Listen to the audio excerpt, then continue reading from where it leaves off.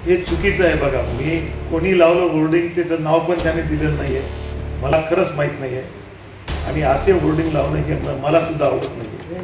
मी जे शेतकऱ्यांना मदत केली, कायद्याच्या कक्षेत राहून मदत केली आणि ज्या लोकांचा घामाचा कष्टाचा पैसा बुडालेला आहे तो मिळवून देण्यासाठी मी कायदेशीर प्रयत्न केले.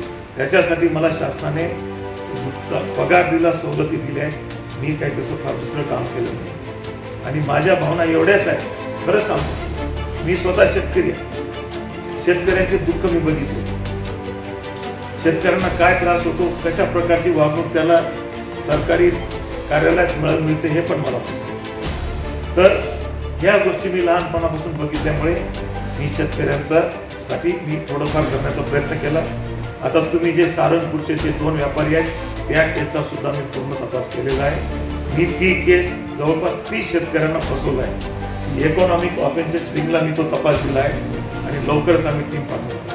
हे बोर्डिंग वगैरे लावण्यावर माझा अजिबात विश्वास नाही. मी आपल्याला